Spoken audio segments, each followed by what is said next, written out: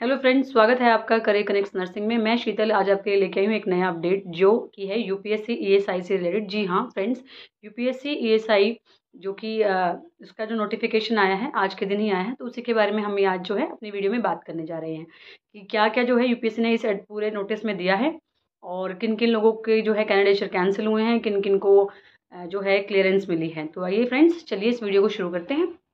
तो देखिए, जो ये 52/24 पोस्ट कोड वैकेंसी था, ये यूपीएससी ने लास्ट ईयर 2024 में ही इसका जो है नोटिफिकेशन जारी किया था और जो इसका टेस्ट लिया गया था वो 7/7/24 को लिया गया था, यानी कि 7 जुलाई 2024 को टेस्ट हुआ था 1930 वैकेंसीज के लिए। ठीक है फ्रेंड्स, तो इसकी फिर आंसर की उन्होंने लगभग 1 महीने के अंदर अंदर दे दी थी और उसके बाद में जो है कैंडिडेट्स को शॉर्टलिस्ट किया था, लगभग 2 कैंडिडेट्स को, जो लगभग उन्होंने किया था दिसंबर के आसपास, सॉरी नवंबर में। तो नवंबर में जब उन्होंने ये किया था तो लगभग जब 3321 यानी कि 3321 बच्चों को इन्होंने शॉर्टलिस्ट किया था और उनको डैफ फिल करने के लिए बोला गया था ऑनलाइन, जो 25/11/24 से लेकर 8/12/24 तक उनको फिल करने थे। तो उन सब में से सिर्फ 3032 बच्चों ने ही डैफ फाइल किए थे और बाकी का जो है कैंडिडेचर कैंसिल कर दिया गया था, क्योंकि उन्होंने अपने जो है ईडोजियर्स वगैरह या जो ऑनलाइन डॉक्यूमेंटेशन हैं वो फाइल नहीं की थी।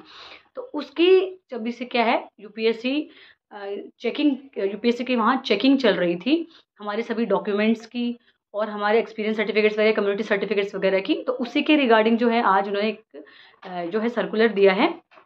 तो उसमें उन्होंने क्या दिया है, सभी कैंडिडेट्स का जो है, जो 3032 कैंडिडेट्स ने डैफ फाइल किए थे उनसे रिलेटेड जो है पूरा ब्यौरा उन्होंने उसमें दिया है। तो देखिए फ्रेंड्स, सबसे पहले देख लेते हैं कि जो इसने क्या कहा है।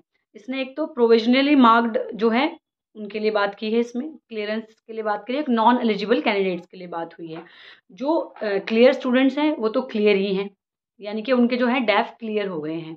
तो वो जो हैं लगभग जो क्लियर कैंडिडेट्स हैं वो लगभग हैं 1784, यानी कि 1784 बच्चों के जो हैं डैफ क्लियर कर दिए हैं यूपीएससी ने ईएसआई के लिए।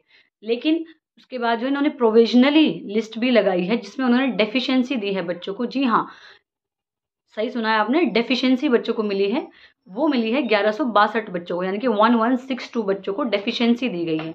तो ये डेफिशिएंसी डिफरेंट डिफरेंट है, ये मैं पूरा आपको रीड आउट करके बताऊंगी। जैसे आपको अगर ए डेफिशिएंसी मिली है तो आपकी कोई 10th मार्कशीट में दिक्कत है, उसी को आपने अपलोड करना है। बी अगर डेफिशिएंसी मिली तो आपकी कम्युनिटी सर्टिफिकेट यानी कि ओबीसी, एससी, एसटी, ईडब्ल्यूएस वगैरह में कोई दिक्कत है। सी मतलब आपकी डिग्री या डिप्लोमा जो भी आपने अपलोड किया था उसमें कोई प्रॉब्लम है। डी यानी कि जो आपका काउंसिल रजिस्ट्रेशन है आरएनआरएम का, उसमें कोई प्रॉब्लम है।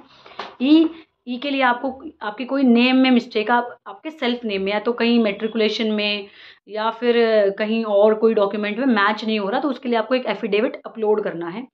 एफ का क्या है, एफिडेविट आपके फादर के नाम में कहीं कोई दिक्कत है तो उसके लिए आपको एफिडेविट अपलोड करना है। जी नंबर के लिए डेफिशिएंसी जो आई है वो आई पीडब्ल्यूडी कैंडिडेट्स के लिए, उसको एक वैलिड सर्टिफिकेट है बिफोर द डेट ऑफ जो हमारा फॉर्म फिलिंग डेट था 27/3/24 से पहले पहले का।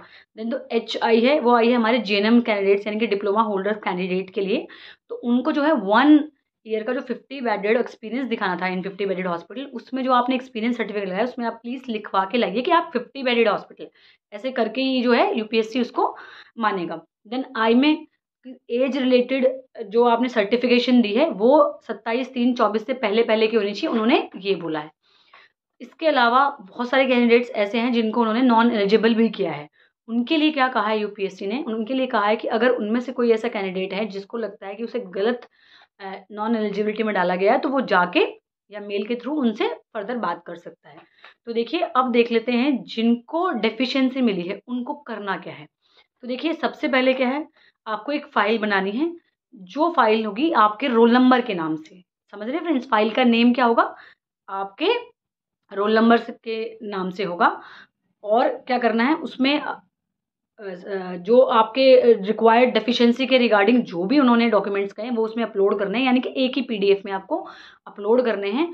और आपको मेल करना है इसको nursing.spc2@gmail.com पे। सब्जेक्ट क्या डालेंगे आप लोग, सबसे पहले आप अपना रोल नंबर लिखेंगे, देन स्लैश आप लिखेंगे नर्सिंग। तो आपको ये करना है 27/4/25 यानी कि इसी महीने की 27 अप्रैल 2025 से पहले पहले।